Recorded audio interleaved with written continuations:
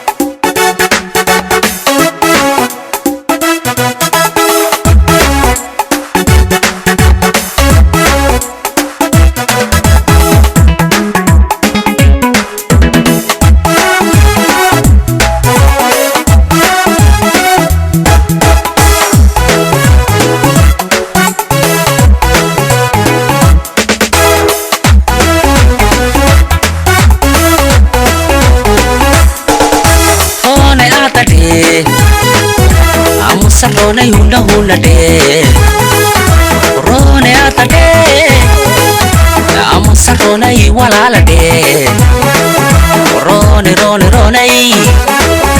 naftayda meedu ronay Rone nolosha raaxadiiday Rone qalbigu tayu raacay Rone rajada taanu doortay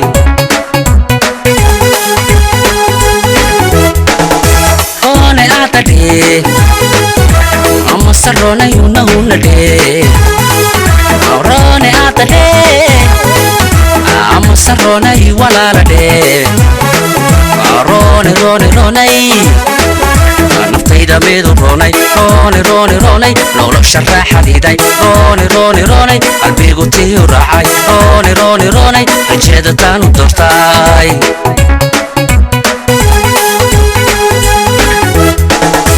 roob xareediira isku horshay dhaqan haweeney raxaanu doonay roob xareediira isku horshay dhaqan haweeney raxaanu doonay raysamaaley waan ku raadshaa kugu riyooda runtii la'aanta raysan waayey reer ma odona hoy ramad mamala reer ma odona heer ramad mamala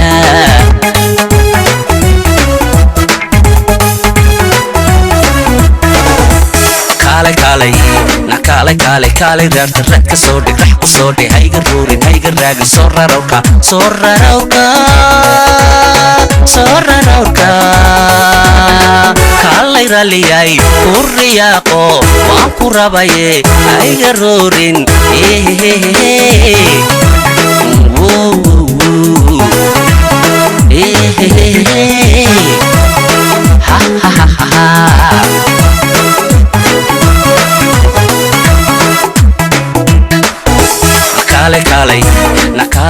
kaalay reerta red ka soo dhig rax ku soo dhig hayga ruurin hayga raagin soo rarowka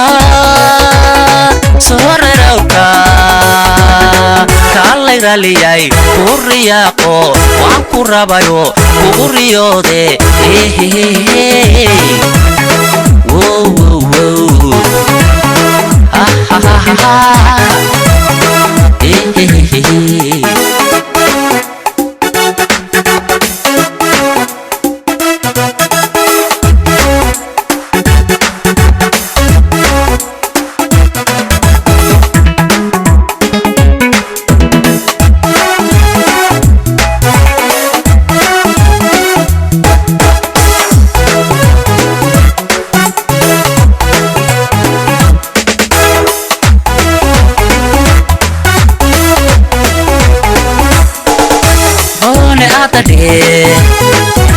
ama saroonay huna de korone ada de ama saroonay walaala de ronay ubax raka ku yaalay ronay sharaftiyaan rafiiqnay ronay raxmadan ku ildoogtay ronay raaliyadii deeqday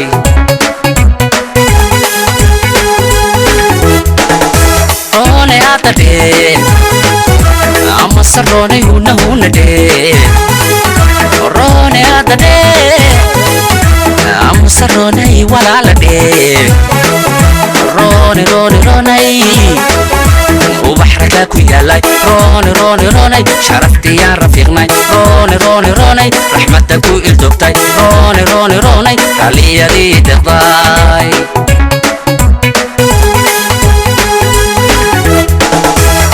xareediira isku horshay in haweeney raxan u doonay roob xareediira isku horshay in haweeney raxan u doonay raysamaale waan ku raajaa haa kugu riyooda runtii la'aanta raysan waayayey reer ma oodana hoy ramad ma maala reer ma oodana heer ramad ma maala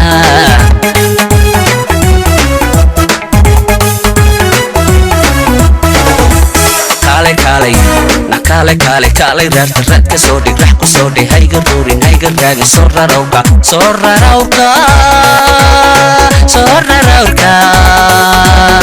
kaalay raaliyay ku riyaaqo waan ku rabayo kugu riyoode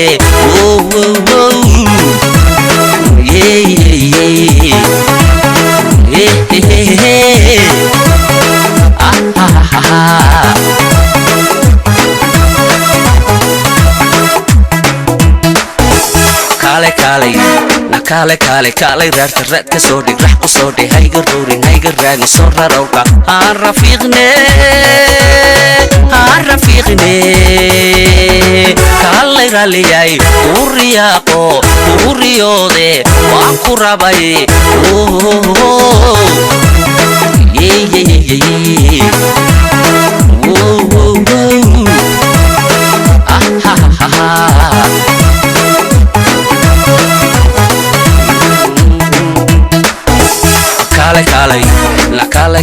kaalay reerta red ka soo dhig rax ku soo dhig hayga ruurin hayga raagin soo rarowka aan rafiiqne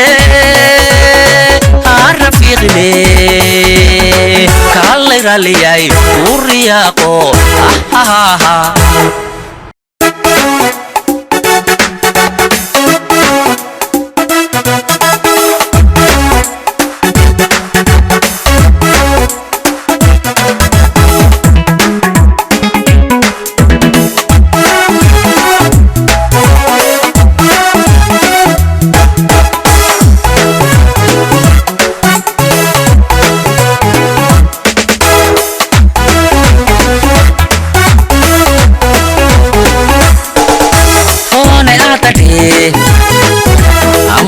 rone huna huna de rone ata de amasa rone walala de rone rone rone naftayda midu rone rone rone rone nolosha raaxadiiday rone rone rone qalbigu tiyu raacay rone rone rone rajada taanu dortay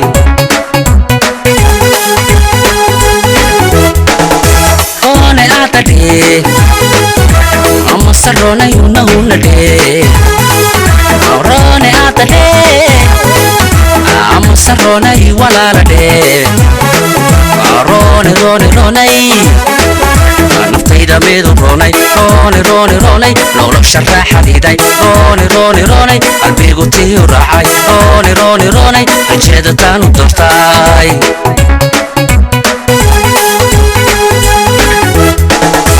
roob xareediira isku horshay dhicin haweeney raxaanu doonay roob xareediira isku horshay dhicin haweeney raxaanu doonay raysamaaley waan ku raadshaa kugu riyooda runtii la'aanta raysan waayey reer ma odanaa hoy ramad mamaala reer ma odanaa heer ramad mamaala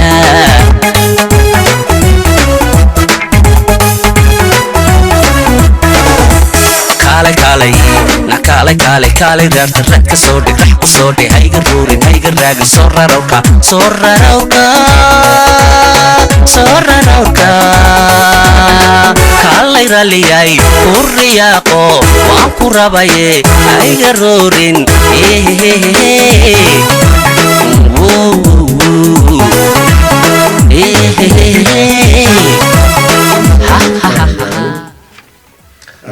ኢትዮጵያ ወይም የኢፌድሪ ባለሙሉ ስልጣን አምባሳደር እዚሁ ኦታዋ እንዲሁም የኤምባሲ ሰራተኞችና ካውንስለሮች ወጣለ ከዛ በመቀጠል እነዚህ ወንድሞቻችን ድሬ እንግዲህ የሁላችንም መናገሻ የሁላችንም መዳረሻ የሆነችው ልዩ አስተዳዳሪዎች ናቸው። የድሬዳዋ ከንቲባ እንዲሁም ደግሞ ምክትል ከንቲባው ወይም አጠር ባለ በባዮግራፊ ደረጃ ሰጥተውኛል። ለሌሎች ስሷን አነብ ይፈቀድልኝ። ትንሽ መደነጋገር ይኖራል፣ ምክንያቱም ከነሱ ተስላንቱ ነው። በመጀመሪያ አቶ ኢብራሂም ኡስማን ፋራህ በአሁኑ ወቅት የድሬዳዋ አስተዳደር ከንቲባ፣ ከዚህ በፊት ደግሞ የድሬዳዋ አስተዳደር ብዙሃን መገናኛ ኤጀንሲ ኃላፊ የነበሩ ሲሆን የድሬዳዋ አስተዳደር ግብርና ውሃና እንዲሁም ማዕድንና ኢነርጂ ቢሮ ኃላፊ ሆነው ሰርተዋል። ሁለተኛ አቶ አብዱልጀበር አብዱል ሰመድ በአሁኑ ወቅት የድሬዳዋ አስተዳደር ምክትል ከንቲባና የንግድ ኢንዱስትሪና ኢንቨስትመንት ቢሮ ኃላፊ ሲሆኑ ከዚህ በፊት የድሬዳዋ አስተዳደር መሬት ልማትና ማኔጅመንት ቢሮ ኃላፊ ሆነው ሰርተዋል። የድሬዳዋ አስተዳደር ከንቲባ እና በሌሎችም ኃላፊነቶች ተመድበው ሰርተዋል። እንዲሁም ሶስተኛ አቶ አደም ፋራህ አብራሂም በአሁኑ ወቅት የድሬዳዋ አስተዳደር ኮንስትራክሽን እና ቤቶች ልማት ቢሮ ኃላፊ ሲሆኑ ከዚህ በፊት የሶማሌ ብሔራዊ ክልል መስተዳድር ምክትል ርዕሰ መስተዳድር እና የከተማ ልማትና ኮንስትራክሽን ቢሮ ኃላፊ፣ የድሬዳዋ አስተዳደር ከንቲባና የድሬዳዋ አስተዳደር ምክትል ከንቲባና የንግድ ኢንቨስትመንት እና ኮንስትራክሽን ኃላፊ በመሆን እንዲሁም በሌሎች የተለያዩ ኃላፊነቶች ሰርተዋል። እነዚህ ሰዎች ከዛ ተጉዘው እዚህ ያለው ኢትዮጵያዊ ወይም ደግሞ የድሬና አካባቢዋ ተወላጅ ማብራሪያ እንዲሰጥ፣ ድሬዳዋ ደግሞ አገሬ ነች ቤቴ ነች ብሎ ኢንቨስት እንዲያደርግ ለዚሁም ክሊር የሆነ መልእክት ለማስተላለፍ እና ኮሚኒኬት ለማድረግ ነው የመጡት።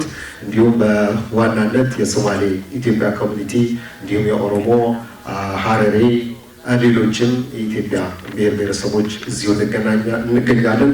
በዋናነት ግን ይህንን አዘጋጅተው እዚሁ ከዛ ተጉዞ በመምጣታቸው ፕሊዝ ሞቅ ያለ ጭብጨባ አድርጉና አንድ ሴቶቹ መልክ በሉ።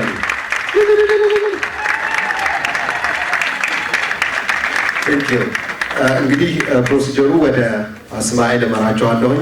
ጃግል እያደረግን ነው የምንሄደው። እኔ ወደ አማርኛው ነኝ፣ እስማኤል ደግሞ ሶማሊኛውም ኦሮምኛውም ፈረንሳይኛውም ሁሉም ይቀላቅለዋል። ኤኒዌይስ እየተቀያየርን እንመራዋለን ማለት ነው። ታንክ ዩ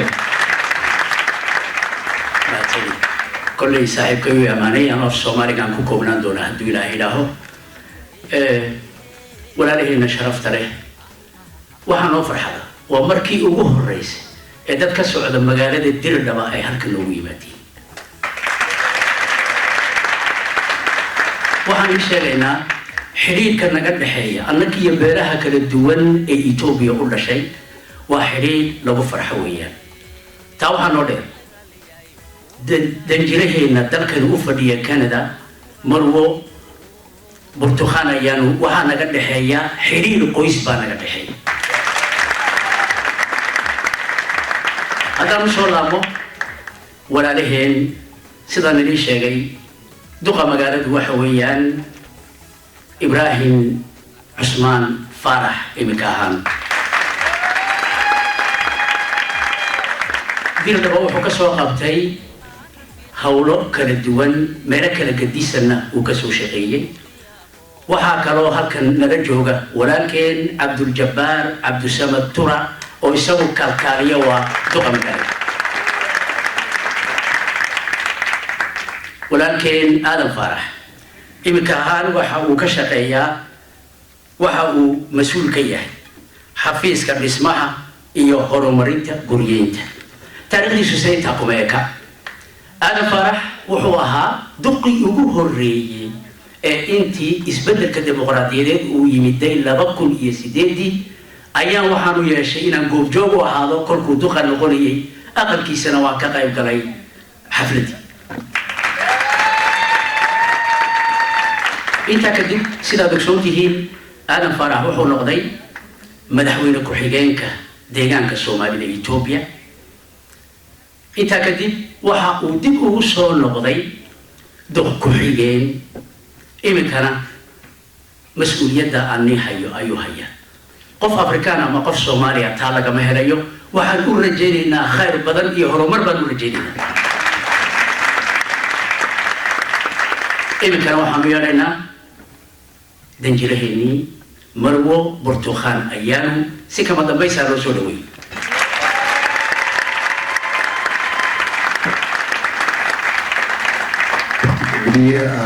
ክቡርት አምባሳደሩ ወይዘሮ ብርቱካን አያሌው ወደ መድረኩ እንዲመጡልን እየጋበዝን ነው። እንኳን ደህና መጣችሁ ንግግር እንዲያደርጉ ሞቅ ያለ ጭብጨባ እንግዲህ ተቀበሉልን።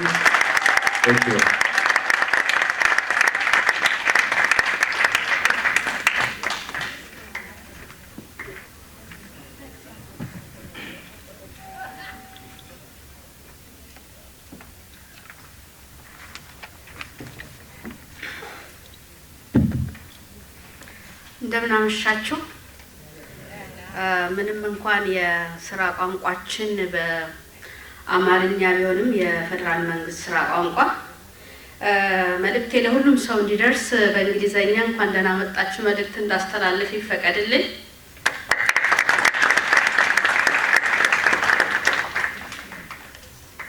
Distinguished delegates Mr. Ibrahim Usman, Redawa City Administration Mayor Mr. Abdul Jabbar Abdul Samad, Redawa City Administration Deputy Mayor, Mr. Adam Farah, Redawa City Administration Manager, Ethiopian Somali Community members in Ottawa, invited guests, ladies and gentlemen.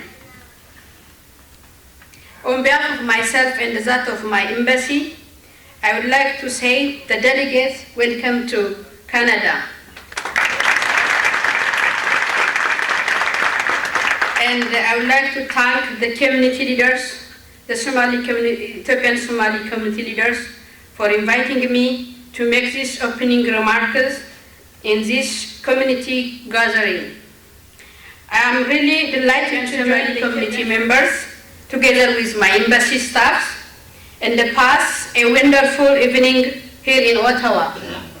I hope the evening will be joyful and fruitful. As all of you remember, the past regime of Ethiopia were not engaged and neglected the Ethiopian nations and the nationalities, including Ethiopian Somali, in peace and security social and economical aspects, and the political issues. But since EPRDF came to power, the Ethiopian nations and the nationalities, including Ethiopian Somali, started self-government, enriched their own language, culture, and fully engaged in peace and security, social, economical, and political aspects at regional and federal levels as well.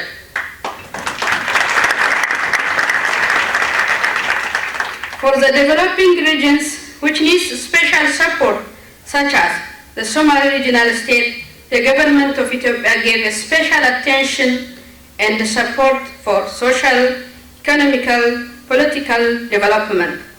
As a result, the region has registered significant results in peace and security, infrastructure development, education, health, and in many sectors. As all of you know, our country, Ethiopia, has registered double-digit economic growth for the last 12 years, and the Somali regional state has played its own significant role in this development. The government of Ethiopia believes that the Somali regional state is one of the contributors and the beneficiaries from this development as well. Regarding investment, Ethiopia has vast untapped resources and a range of investment opportunities. I am sure that members of the delegates from the Redwa City Administration will give you a brief information regarding investment opportunities and the incentives in Ethiopia in general and the Redwa City Administration in particular. Before ending my remark, I would like to take this opportunity to call upon all Ethiopian Somali community members in Canada to support the development of their country of origin in participating in investment, either individually or in group, by joint venture or inviting other investors to the region, and also contribute for the benefit of the national interest of Ethiopia in any way you might think beneficial. Finally, I would like to thank the Ethiopian Somali community leaders in Ottawa for taking initiatives to invite the delegates from Redwa City Administration and their continuous effort to engage the community members in the development of our country. I wish members of the delegates from Redwa City Administration a successful and fruitful stay in Canada, particularly in Ottawa, Toronto, and other areas. Once again, thank you very much and enjoy the evening.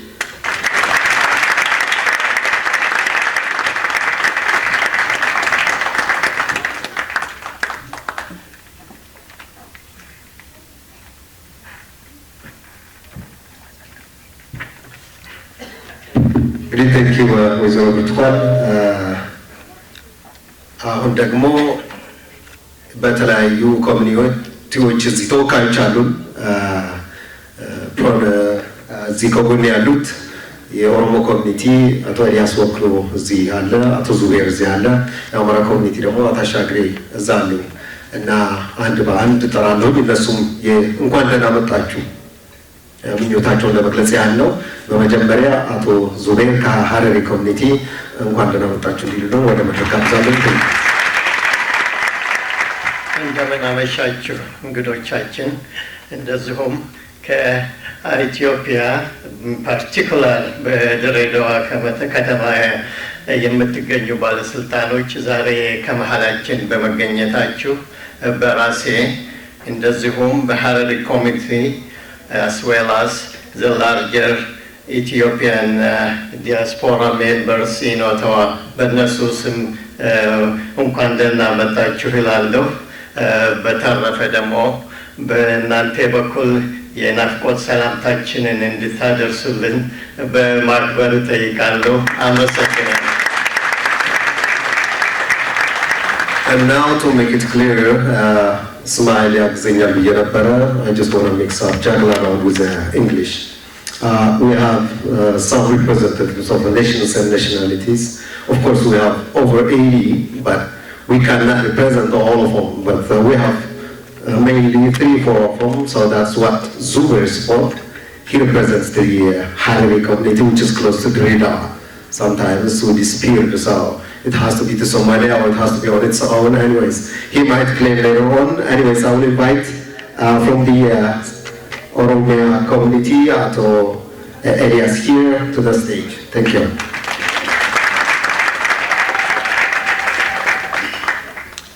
Good evening, everybody here. Your Honorable Ambassador Burtukan and the staff of the Ethiopian Embassy, dear guests, and the Mayor of Dredar, Mr. Ibrahim Osman, and Abdul Jabbar, and Adan Farah. I think I had the opportunity to meet these guys for the last 3-4 years. I met them a couple of times. And I left my country almost like a long time ago during the dark time. Coming back after like 15-20 years, I found Dredar has been transformed, unprecedented, completely been changed because of those guys. Right? And I'm one of those witnesses, and I would like just to say welcome to Ottawa, the capital city. And I hope you enjoyed, and everybody just enjoy it. Thanks so much. Thank you, Elias. አሁን ደግሞ የአማራ ኮሚኒቲ በመወከል አቶ አሻግሪ እዚህ ጋር ሊመጡ ጋብዛለሁኝ። ሚስተር አሻግሪ represent the Amhara community to the stage. Thank you. Thank you. አምባሳደር ብርቱካን እንደዚሁም የኤምባሲው ስታፍ በሙሉ ዴሌጌትስ ከሀረር አካባቢ መጣችሁት እንኳን ደህና መጣችሁ። እንደዚሁ ፊት ለፊት ለመገናኘት አበቃን ለማለት ወዳለሁ። በተጨማሪ በጣም ላመሰግን የሚገባ ቢኖር ያለባችሁ ኃላፊነት አንደርስታንድ ዳት ሀገሪቱን እየቀየራችሁ ነው፣ ግን ከሀገሩ ጋር ደግሞ የራስን ጥቅም ደግሞ ገሸሽ በማድረግ የህዝብን ጥቅም እንድታስቀድሙ ነው ማምንበት። በእርግጥ የዛሬ 25 ዓመት ኢትዮጵያ ምን ደረጃ እንደነበረች ሁላችንም እናውቃለን። ከመጣንበት ቪሌጅ ጀምሮ ከዚያም ከፍ ብሎ በአገር ደረጃ ስንመለከት የትምህርት ቤቱ፣ የጤናው፣ የቢዝነስ ኢንፍራስትራክቸሩ ሁሉ ምን ደረጃ ነበረ?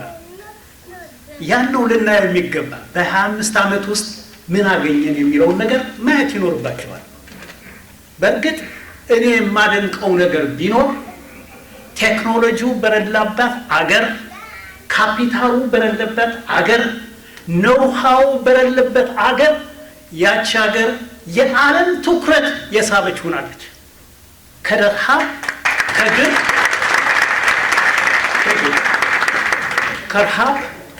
ከድርቅ ከነበርንበት ወጥተን ዛሬ የዓለም አቀፍ ኢንቨስተርስ ኢትዮጵያ ውስጥ የሚሯሯጡበት አገር ሆናለች። አውሮፓን የወሰድን እንደሆነ የዛሬ 2 ዓመት ማለት 200 ዓመት ያክል ፈጅቶባቸዋል እዚህ ደረጃ ለመድረስ። ቻይና 40 ዓመት ወስዶባቸዋል እዚህ ለመድረስ።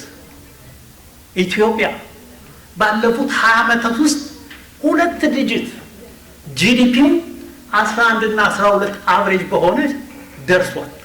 ይሄ የእያንዳንዳችሁ ውጤት የእያንዳንዳችሁ ጠንካራ ስራ ነው እዚህ ደረጃ ያደረሰው። ዛሬ ኢትዮጵያ በሲኤንኤን ስትቀርብ፣ በብሉምበርግ ዌብሳይት ላይ ስትቀርብ በጣም የሚያስደስት አይነት ነገር ነው። ስለዚህ እንኳን ለእንደዚህ አይነት ትልቅ ውጤት ሀገራችሁን ለማድረስ በቃችሁ። የሀገራችን ደህና መስራት ደግሞ እኛ ባለንበት አገር ከየት ነው የመጣው? ከኢትዮጵያ። how did you escape that drought, that famine ነው የሚሉን የነበረ። አሁን ግን ትሬኑ ተቀይሮ በ2025 ዓመት ኢትዮጵያ በዓለም አቀፍ ደረጃ ሚድል ኢንካም ካንትሪ ከምትባለው ሀገር ውስጥ ለመሮጥ እየተዘጋጀን እየሰራን። ስለዚህ ለዚህ ሁሉ ያበቃችሁን እናንተ መሪዎች ናችሁ። እናንተም ደግሞ የምለው ነገር ቢኖር የራስን ጥቅም ሳንመለከት የሀገራችሁን ጥቅም የህዝባችሁን ጥቅም ማስቀደም ይኖርባችኋል። ነው በኮራፕሽን አገራችን ብዙ ይወራል። ያስ ኮራፕሽን የትም ቦታ አለ፣ እዚህም ኮራፕሽን አለ። ከሂውማን ኔቸር ጋር የተያያዘ ነው። ነገር ግን ታሪክ ይወቅሳቸዋል፣ ታሪክም ያመሰግናቸዋል። በምታደርጉት ድርጊት የያዛችሁት እንቅስቃሴ በበለጠ ተጠናክሮ በ2025 መላው ኢትዮጵያ ከመካከለኛ ኢንካም ካላቸው ሀገር እንደምትመድቧት ተስፋ አደርጋለሁ። እዚህ ያለነውስ ምንድነው ኃላፊነታችን? መተቸት አይደለም። መተቸት ይቻላል ቁጭ ብለን፣ ግን እጃችንን መጨመር በእንቅስቃሴው ማስገባት ያስፈልጋል። ድህነትን ለማጥፋት የእያንዳንዳችን ጥረት መጨመር አለበት። ስለዚህ ሁላችንም በያለንበት ኃላፊነት ስላለብን አገራችን ልዩ ሀገር እንድትሆን ህዝባችን በጤናው በትምህርቱ እንዲጠናከር በየቦታው መሳተፍ ይኖርብናል ማለት ነው። ታንክ ዩ ላዳመጣችሁ በጣም እሺ አሁን ቴክ ላይንስ ሼር የሚባል ነገር አለ። የትግራይ ኮሚኒቲ በመወከል ነው። በመጀመሪያ እነዚህ ወንድሞቻችን ከዛ ተጉዘው ያለውን ችግር ተወያይተን ሀገራችን ለማሳደግ ስለመጡ እንኳን በትግራይ ኮሚኒቲ ስም እንኳን ደህና መጣችሁ ለማለት ፈልጋለሁ። መጋለጥ የትግራይ ኮሚኒቲ ብዙ ጊዜ እነዚህ ኮሚኒቲ ሲታይ የሚያስበው ምንድነው? በአጋጣሚ ጉንበት ሀያም ስለሆነ የትግሉ አካል ሆኖ እዚህ ስለደረሰ የዛ ትግል ውጤት ነው። የዛ ማሳያ ደግሞ these young men are the example of Ethiopia, the transformation of Ethiopia. Look at them, they're not even 30. If as a Tigrayan community, of course our brothers died for the change, for the democracy, for the inclusiveness of everybody. If we die today, these are the future of Ethiopia and they will enhance the struggle. So this is the biggest we can say. Anyways, በዛሬ በመቀጠል ፕሮግራማችን ይቀጥላል። የትግራይ ኮሚኒቲ ደስታውን ገልጿል። እንግዲህ እንኳን ደህና መጣችሁ ብለናል። የኢትዮጵያ እድገት ደግሞ ሁሌም አብረን አለን፣ እጅ ለእጅ ተያይዘን። ቅድም አቶ አሻግሬ እንዳለው ምንድነው 25 ዓመት ወይም 26 ዓመት የነጻነት ጊዜ ያሳልፈናል። አገር በማሳደግ ላይ ነን። We have only one country. We could be diverse and so many people, but we have to work hard to change this country in honesty. ችግር ቢኖርም if there is a problem we can discuss it and we can solve it, but we cannot run away from it. እና ከዚህ በመቀጠል እንግዲህ እነዚህ እንግዶቻችን ወደ ጥያቄና መልስ እንቀጥላለን። ወይም የመጀመሪያ ሪማርክ እንዲያደርጉ ስማኤል እንሰጠው እና ወደዛ እንሸጋግራለን። ቴንክ ዩ። አሁን ፓስል ተስማ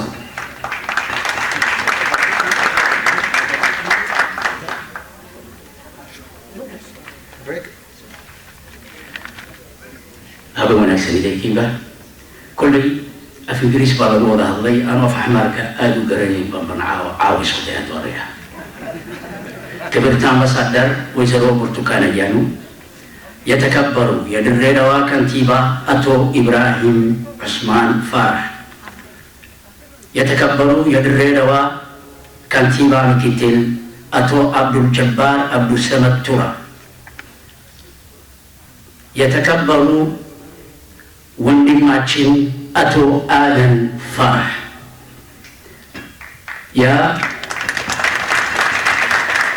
የአምባሲያችን ዲፕሎማቶች፣ የብሔር ብሔረሰቦች ተወካዮች፣ በመጀመሪያ ሁላችሁም እዚህ ስለተገኛችሁ በጣም እናመሰግናለን።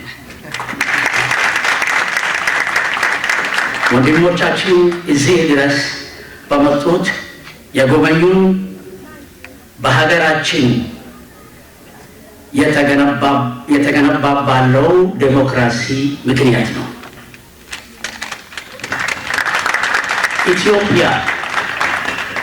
ኢትዮጵያ የሁሉም ብሔር ብሔረሰቦች ሀገር በመሆኗ በጣም ደስተኞች ነን። ገለቶን ማታ ወማሊ ወናክሰን ማንታ ወማሊ መዳሕዴኒ እንቲ ኡሙንደይ መጋለደ ኦቶዋ አይ ነገምድይሂ waxaan leenahay walaalaheen ku soo dhawaada dalkan Canada ku soo dhawaada magaalada Ottawa sidaan ogsoonay ismaamulka Diiradhaba wuxuu ka mid yahay ismaamuladii ka midadheliyey dimuqraadiyaddii ka curatay dalkeena nabadgelyada iyo xasiloonida magaalada taa waxaan barbar dhigaa tanaan ku hayno magaalada Ottawa habsamida iyo sinaanta loogu adeega dadka tusaale ugu filan dowladda dalkeena taana waxaan ku mahadinaa marka hore ilaahay marka xigtana madaxdeena intii xilku ka ilaaday iyo inta xilka noo haysay intaa haddaan ka digno kullay su-aalaha faraha badan aan isweydiina waxaa ka mid ah dimuqraadiyaddan inta badan afka lagu hayo maxay soo kordhisay dhulka baaxaddiisu inta ay leegtahay aan ognahay dadka ku noola tira ahaan inta ay yihiin aan ognahay qoys iyo qaraabu ka dhaceeyey 1991 ka hor maanta ahaan dadku wuxuu ka dhaxeeyaa dadkii wada lahaa idaylkood sidaasi ka duwan ay u dhici kari lahayd qarniga maanta joogana waxaa sababaa cadaaladii noo curatay inay cidina ku qalin taana waxaa u daliila dadkii loogu dararaa dadkii lagu tilmaami jiray soo galaytida dadkii gar iyo magla-aanta lagu diri jiray dhulkii labaad ee ugu weynaa dalka ayay haleeleen ay hantiyeen maanta inkastoo beerahaan isku oodannahay dhul badanna laga siiyey tira ahaana waxaan galnay kaalintii saddexaad inkastoon saluugsannahay tiradaas ay fari ku gudan tahay murtida haddaan uga beydho dibad iyo doc soomaalida Itoobiya waxay aaminsan tahay dhibtii dhicii dhagartii cidhiidhii cadaadiskii soo dhaxnaa dhowrka qarni muddada 25 sano gudaheeda 80% lagu xaliyay 20 ka haray sidaan hore u sheegay waa 20kii ugu daran waxaan ka codsanaynaa danjirayooga iyo dowladda halka 20% ka haray maan in la kaashado maxaa yeelay dowladihii dumay dowladihii degay waxay eedeen daga aday dhammaan beeraha kala duwan ee kasoo qayb galay soo dhaweynta madaxweynaha aad bay u mahadsan yihiin kollay boqornimo exdubahdiina mamoodo waxaan si gaar ugu mahadnaqaya dadweynaha Soomaaliyeed sida mugga looga soo qayb galay soo dhaweynta walaalihii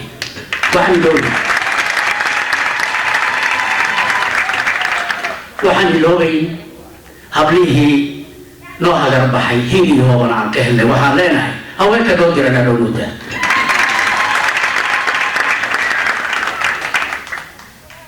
waxaan si gaar ugu mahadnaqaynaa walaalihii sida gaarka ah loogu garab galay inaan ku guulaysano booqashada ay walaalaheen noogu yimaadeen walaalaha waxay kala yihiin cabdirashiid axmed oo loo yaqaano kabraac cusmaan yuusuf oo loo yaqaano cusmaan dheere xasan jibriil abadi iyo cabdulqaadir maax waxay lagu leeyihiin mahadnaq aan gurin aanan gaboobin abid waa mahadsantihiin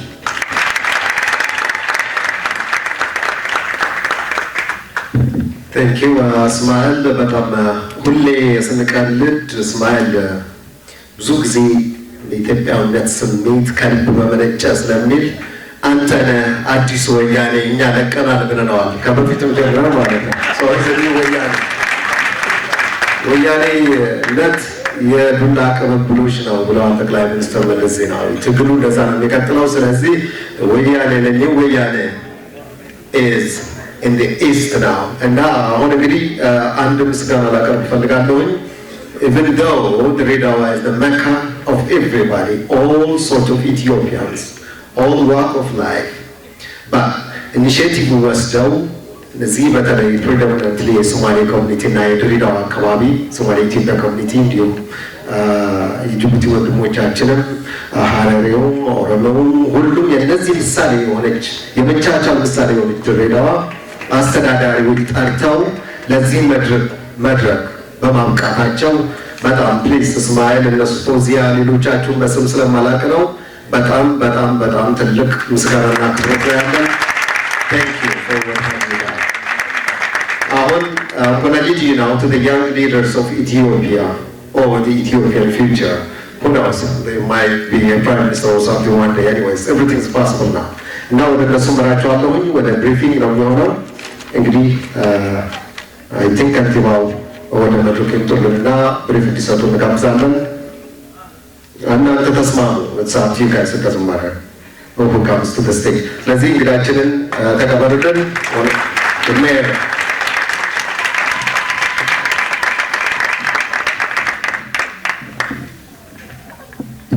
አመሰግናለሁ።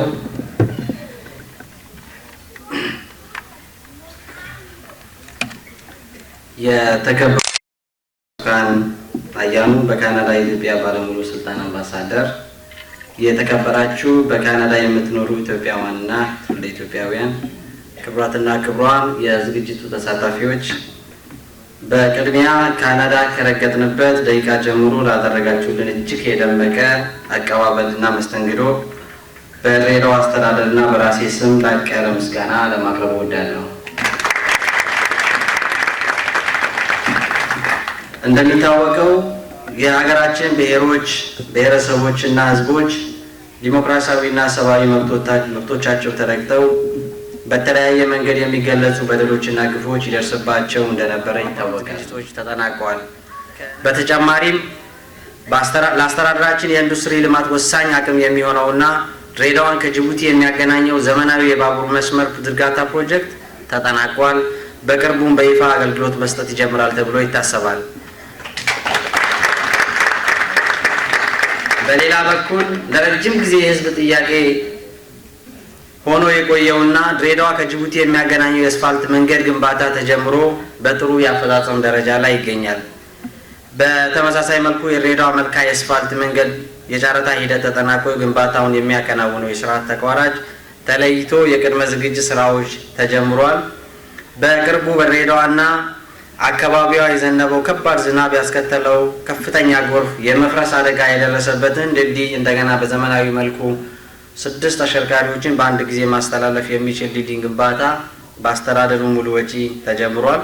ከ50 ዓመት በላይ ያስቆጠረውና የደቻቱን ወንዝ የሚያሻግረው ነባሩን ድልድይ ማገዝ የሚችል አዲስ ድልድይ ስሙ ሀፍካት በሚባለው ቦታ ተገንብቶ የተጠናቀቀ ሲሆን ከዚሁ ጋር በተያያዘ በ205 ሚሊዮን ብር የ5.8 ኪሎ ሜትር የአስፋልት መንገድ ግንባታ 30 በመቶ አፈጻጸም ላይ ይገኛል። በሌላ በኩል ድሬዳዋን የኮንፈረንስ ቱሪዝም ማዕከል ለማድረግ ዘመናዊና በአንድ ጊዜ እስከ 3000 ሰው ማስተናገድ የሚችል የሲቪክ ማዕከል ግንባታ በ700 ሚሊዮን ብር ተጀምሮ 30% አፈጻጸም ደረጃ ላይ ይገኛል። ለድሬዳዋና ለአጎራባች ክልሎች ህዝብ ጭምር አገልግሎት ይሰጣል ተብሎ የሚጠበቀው የድሬዳዋ ሪፈራል ሆስፒታል ግንባታ ከ55% በላይ ደርሷል። ጠቅላላ የሆስፒታሉ ግንባታ ወጪም ከ200 ሚሊዮን ብር በላይ ይሆናል ተብሎ ይታሰባል። በቀጣይም ሆስፒታሉ ተገንብቶ የተሟላ አገልግሎት መስጠት እንዲችል በግብዓትና በሰው ኃይል ከማሟላት አኳያ የድሬዳዋ ተወላጆችና ወዳጆች አስፈላጊውን ድጋፍ ሁሉ እንድታደርጉ በዚሁ አጋጣሚ ጥሬን አቀርባለሁ። ክቡራትና ክቡራን፣ በአስተዳደራችን ዲያስፖራንና የሀገር ውስጥ ባለሀብቶችን እንዲሁም የውጭ ባለሀብቶችን ጭምር ባሳተፈ አኳኋን በተለያዩ ዘርፎች የኢንቨስትመንት ፕሮጀክቶች ተግባራዊ እየተደረጉም ይገኛሉ። ከነዚህ መካከል ከ80 በላይ መካከለኛና ከፍተኛ ኢንዱስትሪዎች፣ በርካታ እስከ 4 ኮከብ ደረጃ ያሉ ሆቴሎች እና በሺዎች የሚቆጠሩ ጥቃቅንና አነስተኛ ተቋማቶች ይገኛሉ። በቀጣይም ካለው ከፍተኛ ኢንቨስትመንት ፍሰት አንጻር የማህበራዊና ኢኮኖሚያዊ ተቋማት ቁጥር በከፍተኛ ደረጃ ይጨምራል ተብሎ ይጠበቃል። በሌላ በኩል የነዋሪዎችን የመኖሪያ ቤት ችግር ለመቅረፍ ከዚህ ቀደም ከ3204 በላይ የሚሆን የጋራ መኖሪያ ቤቶች በመገንባት ለተጠቃሚዎች ማስተላለፍ የተቻለ ሲሆን በሚቀጥሉት 5 ዓመታት ወደ 15000 የሚደርሱ ቤቶችን ለመገንባት የቅድመ ዝግጅት ስራዎች እየተከናወነ ይገኛል። ከጋራ መኖሪያ ቤቶች ግንባታ በተጨማሪ የተሻለ ገቢ ያላቸው የህብረተሰብ ክፍሎችን የቤት ፍላጎት ለማሟላት በሪል ስቴት እና በመኖሪያ ቤት የህብረት ስራ ማህበራት ፕሮግራም የቤት ልማት ስራዎች እየተከናወኑ ይገኛሉ። ክቡራትና ክቡራን እስካሁን በሀገራችን ሆነ በአስተዳደራችን ለተመዘገቡት ለውጦችና ድሎች የህዝቡ ተሳትፎና ባለቤትነት ከፍተኛ ቦታ የሚሰጠው በመሆኑ በአስተዳደሩና በራሴ ስም እያመሰገንኩ በቀጣይም ተሳትፏቸውን ወደ ላቀ ደረጃ ለማድረስ መንግስት ትኩረት ሰጥቶ የሚሰራ ሲሆን በተለይ ካለን ስትራቴጂክ ጂኦግራፊያዊ አቀማመጥና ለጅቡቲ ወደብ ቅርብ መሆናችን እንዲሁም ዋና መሰረተ ልማቶች ማለትም መንገድ፣ ባቡር፣ ውሃ፣ መብራት፣ ቴሌኮሙኒኬሽን፣ ባንክ ወዘተ በበቂ ደረጃ የተሟሉለት ወይም በቀጣይም እየተሟሉለት መሆኗን መነሻ በማድረግ በድሬዳዋ ከሚገኙ አጓጊ የኢንቨስትመንት አማራጮች በሀገር ውስጥም ሆነ በውጭ የምትኖሩ ኢትዮጵያውያንና ትውልደ ኢትዮጵያውያን እንዲሁም የድሬዳዋ ወዳጆች ካሉት የኢንቨስትመንት አማራጮች በመጠቀም መዋለ ንዋያችሁን ድሬዳዋ ላይ እንድታፈሱ ጥሪዬን እያቀረብ አስተዳደሩ ውጤታማ የኢንቨስትመንት ልማት ስራ እንድትሰሩ ከጎናችሁ በመሆን አስፈላጊውን ሁሉ ምችችት እንደሚያደርግ በዚሁ አጋጣሚ ላረጋግጥላችሁ እወዳለሁ። በመጨረሻም የተከበራችሁ ኢትዮጵያውያንና ትውልደ ኢትዮጵያውያን በውጭ ሀገር ቆይታችሁ ያገኛችሁትን እውቀት ልምድና ሀብት ለሀገራችሁ በሚጠቅም አኳኋን እንድትጠቀሙበትና ሀገራችንን ለተያያዘችው የህዳሴ ጉዞ ስኬት የተነደፉ የእድገትና የትራንስፎርሜሽን እቅዶቻችን ውጤታማ በሆነ መልኩ እንዲሳኩ የድርሻችሁን እንድትወጡ ጥሪዬን እያቀረብ የተከበራችሁ የድሬዳዋ ተወላጆችና ወዳጆች እንዲሁም የኢትዮጵያ ኮሚኒቲ በካናዳ የኢትዮጵያ ኤምባሲ በአጠቃላይ አገራዊና ድሬዳዋን በሚመለከቱ ጉዳዮች እንዲሁም በደመቀና በአማረ መልኩ እንድንመክር አስፈላጊውን ሁሉ በማመቻቸታችሁ እንዲሁም ሀብታችሁንና ጊዜያችሁን ሰውታችሁ የተሳካ ጉዞና ጉብኝት እንድናደርግ ስለጋበዛችሁን በድሬዳዋ አስተዳደርና በራሴ ስም ላቅ ያለ ምስጋና አቀርባለሁ። አመሰግናለሁ። ገለቶማ ወላሰንጂ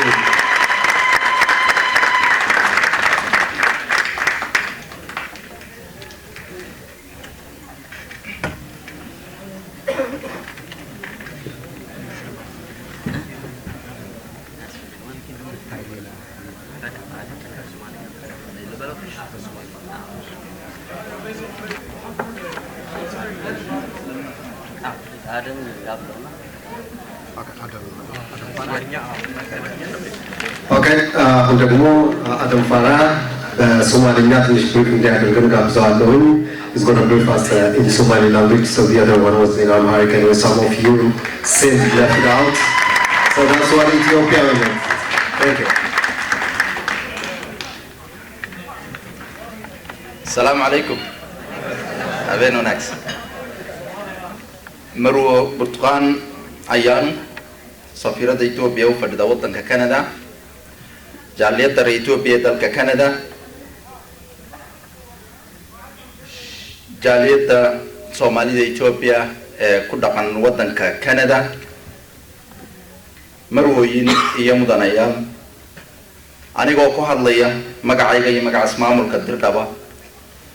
waxaa farxad iyo rayn iyo sidoo kale sharaf weyn inoo inaanu kula kulanno qurba joogta reer Ethiopia iyo kuwa jecel wanaagga Dirdhawa magaalada Ottawa kana wada xaajoono arrimaha dalkeena iyo gaar ahaan arrimaha ismaamulka Dirdhawa ku saabsan.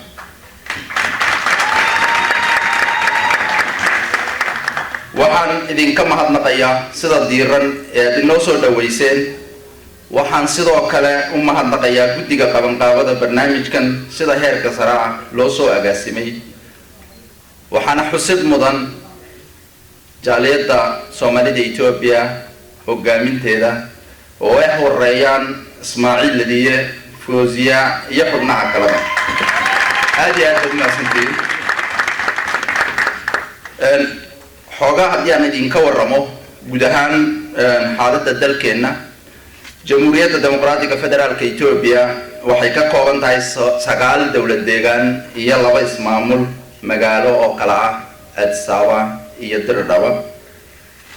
haddii aan xog yar oo gaaban idinka siiyo ismaamulka Dirdhawa ismaamulka Dirdhaba waa ismaamul madax bannaan oo hoostaga dowladda federaalka Itoobiya waxaana wada degan qowmiyado iyo shucuub badan oo kala diin ah kala dhaqan ah kalana luqad ah wuxuu ka kooban yahay ismaamulka Dirdhaba 9 degmo oo qaybta magaalada ah iyo 38 qabale oo miya wuxuu leeyahay 3 hay'adood ee dawladii ka kooban tahay sida hay'adda sharci dejinta ama baarlamaanka hay'adda fulinta ama executive branchga dawladda iyo sharci turjumida ama garsoorka ama maxkamadaha saadu taqaana saynu wada ogsoonahay waxa xaqiiqa in isbeddelka siyaasadeed ee ka dhashay dalkeena ay ka faa'iideysteen dhammaan shacabka reer Dirdhaba dhinaca horumarka nabadgelyada iyo maamulka suuqan haddii aan xoogaa wax ka taabto ama wax ka idhaaho guulaha laxaad kale ee laga soo hooyay dhinaca siyaasadda iyo horumarka dhinaca siyaasadda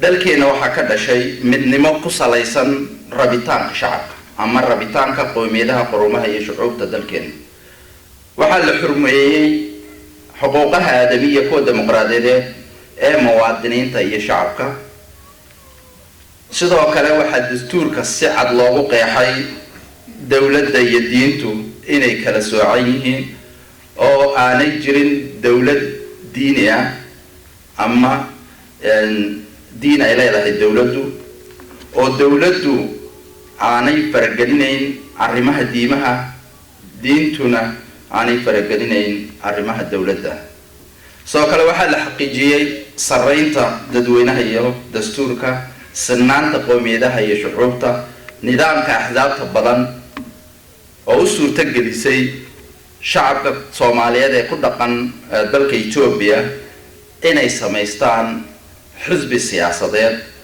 oo uu ka mid yahay xisbiga dimuqraadiga shacabka Soomaalida Itoobiya ee waqti xaadirkan majaraha hogaamineed oo haya dowladda deegaanka Soomaalida sidoo kalena si wada jira ula hogaamiya xisbiga aanu baahwadaagtana ee EPRDF ismaamulka Dirdhaba socdaalkeenan wuxuu ku soo beegmay xilli aanu soo gabagabaynay xuska sanad guurada 25aad ee 20ka Gimbood oo ah maalin taariikh ballaaran u leh dhammaan shacabka dalkeena gaar ahaan shacabka Soomaalida oo meel kasta oo ay joogaanba munaasib ku ah inay xusaan maadaama ay tahay maalinkii la soo afjaray cadaadiskii soo jireenka ahaa ee ka dudsiiyey shacabka Soomaaliyeed sharaftooda iyo madaxbannaanidooda muwaadinimo waxaan odhan karnaa dhammaan shucuubta dalkeena waxaa inoo soo baxay waa cusub oo sugay xuquuqaha dimuqraadiyadeed iyo kuwa aadanimo intaba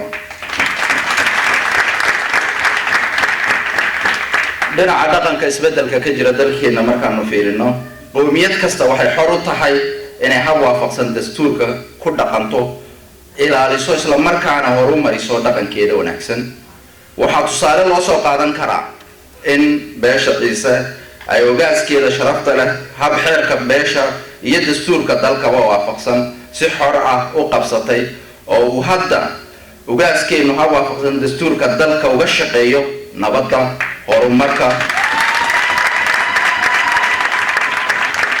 iyo isku xidhka iyo adkeynta xiriirka Soomaaliya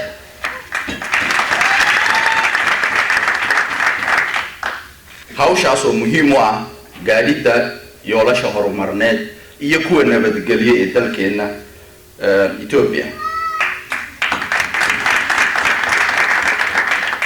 dhinaca dhaqaalaha guulaha laga soo hooyay haddaan xoogaa ka taabto guud ahaan xaddiga kobaca dhaqaale ee ismaamulka Dirdhaba ama GDP-gu 5 sano ee la soo dhaafay wuxuu ku kobcay 13% halka ka heer qaran uu ku kobcay 10%. isku celceliska dakhliga shakhsiga ama per capita income-ka markaanu fiirino waxa la gaarsiiyay $800 in ka badan ismaamulka Dirdhaba amal la'aanta ama shaqo la'aanta ama unemployment-ga waxa laga qaaday 22% oo ay ahayd 5 sano ka hor hadda waxaa la gaadhsiiyey boqolkiiba 14.9. dakhliga ismaamulka Dirdhaba oo 5 sano ka hor aan dhaafsiisnayn 3 malyan oo bir, hadda waxaa la gaadhsiiyey 903 malyan oo bir. dhinaca maalgelinta markaanu fiirino magaalada Dirdhaba waa magaalo ku habboon maalgelinta, ideal place bay u tahay investment ama maalgelinta, maadaama kaabayaasha dhaqaale sida bangiyada, inshuraansiyada, cudud shaqaale oo kharash tashiilan ku shaqeeya, u dhawaashaha boorka Djibouti iyo wixii la mid ah waxay siinayaan magaalada Dirdhaba fursad gaar ah oo Dirdhaba waxay u suurtagelinayaan inay xarun maalgelineed ay noqoto.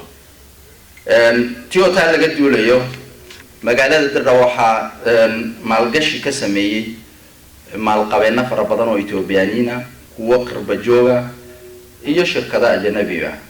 dhinaca warshadeynta markaanu fiirino Dirdhaba waxaa loo xushay inay noqoto xarunta warshadeed ee bariga Ethiopia. waqti xaadirkan tirada warshadaha dhexdhexaadka iyo kuwa waaweyn waxay leeyihiin in ka badan 80. mustaqbalkana waxaan rajaynaynaa inay kordhi doonaan. waqti xaadirkan waxaa lagu jiraa dhismaha xarunta warshadaha oo daraasaadkeegii la dhammaystiray, isla markaana aan ku rajo weynahay muddo gaaban gudaheed in dhismihii la bilaabo. halkaasoon ka rajaynayno ilaa 200 oo shirkadood oo waaweyn inay maalgashi ka samayn doonaan dhinaca warshadeynta ismaamulka Dirdhaba. waxaana qorshaha ku cad inay shaqo ka heli doonaan 200 ee warshadood dad tiradoodu ka badan tahay 200,000 oo qof. dhinaca kaabayaasha horumarneed ama kaabayaasha dhaqaale markaanu fiirino waqti xaadirkan waxaa la dhammaystiray dhismaha tareenka casriga ah ama dhabbada xadiidka ee isku xidhaysa Ethiopia iyo Djibouti ama Addis Ababa iyo Djibouti. waxaan ku rajo weynahay muddo gaaban gudaheed in ay adeeg bixin doonto. sidoo kale waxaa lagu guda jiraa dhismaha laamiga isku xidha Dirdhaba iyo Djibouti, taasoo waxtar weyn u leh ismaamulka Dirdhaba iyo Djibouti ba. sidoo kale wali dadka reer Dirdhaba waad garanaysaan wadada isku xidha Malkajabti iyo Dirdhaba waxay ahayd wada rafa. waqti xaadirkan waxaa diyaargarowgii la dhammaystiray in wadada isku xidha Malkajabti iyo Dirdhaba laga dhigo laami. buundadii ama kaabadii isku xidhaysay Malkajabti iyo Dirdhaba roobkii waaga dhaweyd Dirdhaba iyo agagaarkeega ka da'ay ayaa waxyeeleeyay. kolkaas si casri ah wada 6 leen leh ama buunda 6 leen leh in laga dhiso diyaargarowgii waa la dhammaystiray. kharashkana waxaa bixinaya ismaamulka Dirdhaba.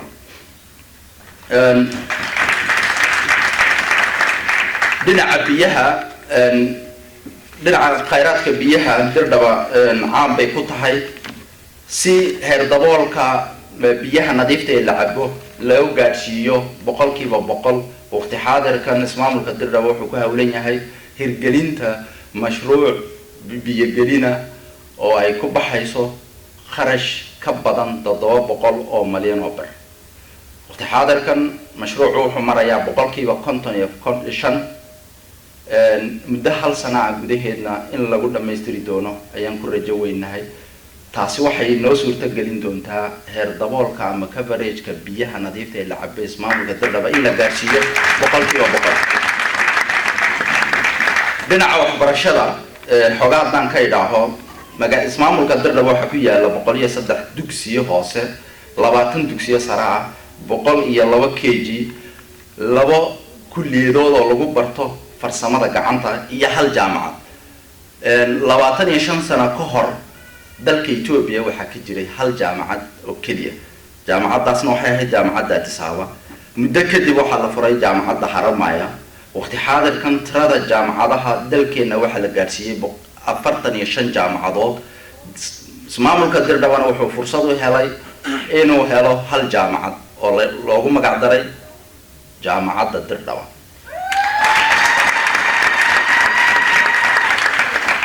1 dhinaca xaddiga diiwaangelinta guud ama gross enrollment rate-ka primary school ama dugsiyada hoose waxaa la gaarsiiyey 99%. dhinaca caafimaadka Ethiopia waxay qaadatay siyaasad ku salaysan ka hortagga gaar ahaan cudurrada faafa in laga hortago si taas looga midho dhaliyana barnaamijka fidinta caafimaadka ayaa la dejiyey isla markaana ismaamulka Dirdhaba laga hirgeliyey ilaa 15 xarumo caafimaad ama health centers baa ka jira 35 health post baa ka jira 33 clinic iyo 6 isbitaal ayaa ismaamulka Dirdhaba ka jira heer daboolka ama coverage-ka adeega caafimaadkana waxaa la gaarsiiyey 100%. marwooyin iyo mudanayaal ugu dambeyntii waxaan halkan inaan idinka soo jeediyo rabaa dhowr kalimadood oo dardaarana waxaa dhammaanteen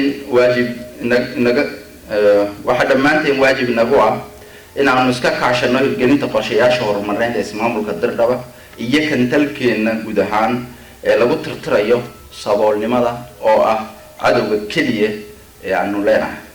saas darteed waxaan dhammaan barbajoogta reer Ethiopia gaar ahaan reer Dirdhaba iyo kuwa jecel wanaagga Dirdhaba idinkula dardaarmayaa inaad door weyn ka qaadataan horumarka Dirdhaba gaar ahaan aqoontiina waayo-aragnimadiina iyo maalkiinaba aad uga faa'iideysaan shacabka ku dhaqan dalkeena gaar ahaan ismaamulka Dirdhaba. annaguna waxaan idin xaqiijinaynaa inaanu diyaar niilanahay taageeraha aad inooga baahan tihiin oo aanu si ay islaqaam iyo ka go'naansho ku dheehan tahay idinku fududayn doono hirgelinta qorshayaasha aad kaga qayb qaadanaysaan horumarka waddankeena. waxaanan idin leeyahay kaale oo maalgashada dalkiina annaguna gacmo furan ayaan idinku soo dhawaynaynaa. ugu dambeyntii waxaan mar labaad u mahadnaqayaa dhammaan xubnihii iyagu ka soo shaqeeyay hirgelinta socdaalkeena iyo ka midho dhalinta qorshayaashii aanu la nimid Canada sida jaaliyadda Soomaalida Ethiopia ku dhaqan Canada, safaaradda iyo dhammaan qaybihii kala duwanaa ee iyagu si hagar la'aan uga shaqeeyay ka midho dhalinta socdaalkeena iyo barnaamijkeena. aad iyo aad baad u mahadsantihiin. habeen wanaagsan.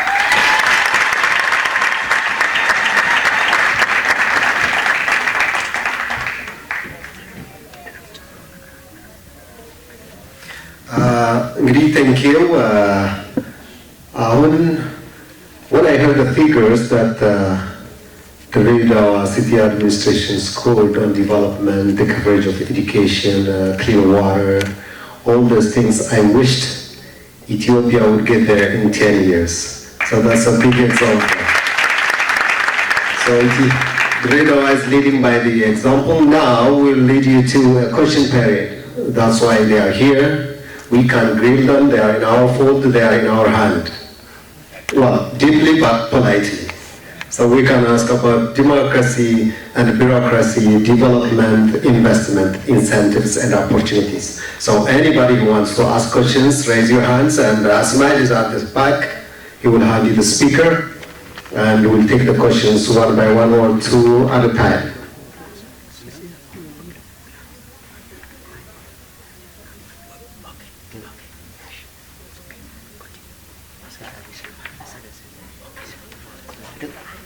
كلي أفكريس كم هذا فهمنا إذا كواحد قال لي حلية أن ويدينني سؤالها ورارهم وحبها لو بنينا كلي أنا كوحنا مسنا هي إن أيهين مسؤولين وبسراتي سؤالها ديارنا ويهينني جوابان هل كان قفكي سؤالي ويدي الدنيا وحن قعد سننا موضوع لقى حلية إني كوكومنا تأيان قعد سننا maxaa yeelay kolka geel loo heesaya inaan gorayo u heesno waqti baa nagaga dhici doona hadduu ilaahay idhaaho waad mahadsantihiin.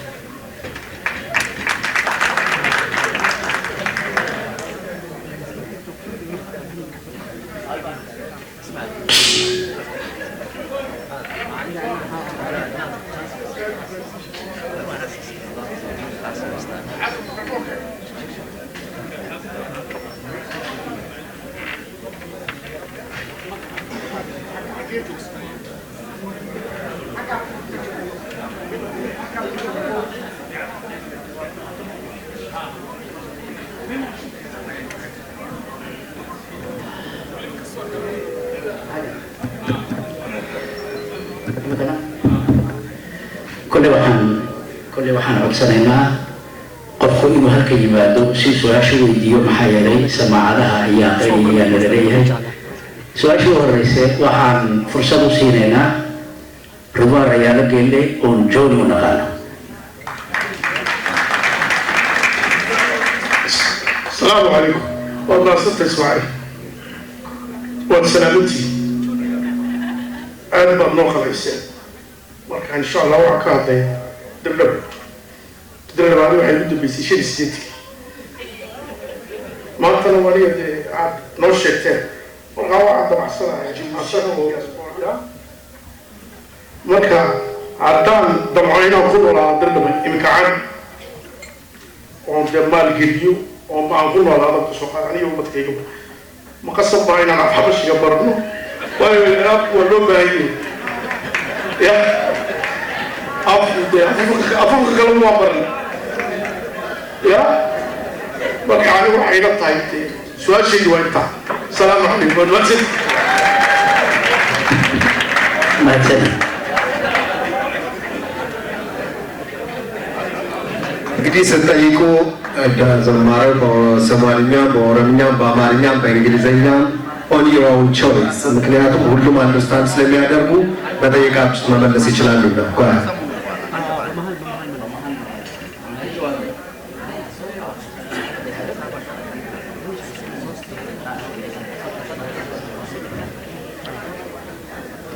سؤال شيء لبا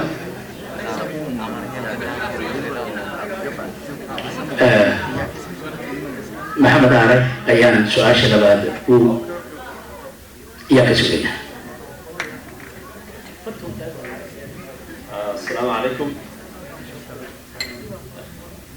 waxaan su'aashan ugu weydiinay waxa weeyaan wax kale maaha waxaan jecelahay in dardaba investment ku sameeyo ama maal gashado marka aad maal gashanaysana waxaad la macaamilanaysaa bank aad la macaamilanayso wuxuu isticmaalayaa interest marka waxaan doonayaa inaan ogaado inay jiri karaan magaalada dardaba laga heli karo bank islaamiga oo ama nooshinkan islaamiga ku shaqeeya oo la shaqeeya islamic bank oo kale inaan ka heli karno magaalada dardaba si aan investment u samayn karno annagoo dad muslimiin ah insha Allah inkastoo inamada walaalaheena noo sheegeen in gaar iyo muslima meesha lagu nool yahay waa laga jawaabay hadda waa la yidhaha iminkana samatar cilmi samatar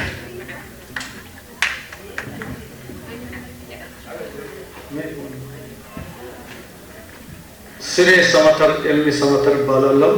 የድሬዳዋ ተወላጅ ነኝ። አሊያንስ ትምህርት ቤት ተምራለሁ እስከ 8ኛ ክፍል 26 ዓመቴ ነው እዚህ ከመጣሁት ቆየሁት። ግን የዛሬ 3 ወር ከኢትዮጵያ በተለየ ከድሬዳዋ መመለስ ነው። ማካ ጥያቄ ያለኝ በሶማሊኛ ጥያቄ በሶማሊያም ደግሞ ብዙ ሶማሌ ስላሉ በሶማሌ ጠይቃለሁ waxaan soo dhaweynayaa horta runtii aan ku faraxsanahay ma aragtay walaalaha qaaliga ee nooga yimid ma aragtay magaaladii aan ku dhalanay fadhurta ahayd ee darrabe inaad noo timaadeen aad baan ugu faraxsanahay soo dhawaadana insha Allah Ibrahim Cusmaan Aadan Faarax iyo Abdu Jabbaar soo dhawaadaan leeyahay markaas laba su'aalood kulli baanu darrabe kan darrabe markaa ka yimid imika waxa weeye laba dib baa jirtay midna waxay ahayd arrinta biyaha ma aragtay biyaha oo aad u gogoyi jiray iyo arrinta kooraanka labadaasi maxay ay ka qabanaysaa ma aragtay dawladda goboleedka darrabe taas waa iga su'aal weeye su'aashayda labaad waxaa weeye waxaa la leeyahay investment meesha hal la gashado awogay wuxuu aniga xaaji ismaaciil cawaale 109 aqal buu meesha uu ku leeyahay 109 kay aqal wala la haystaa haddana waxaan leeyahay ma aragtay waxa la gashado walitaan gashanahay waa kuwa ay horta loo soo celiyo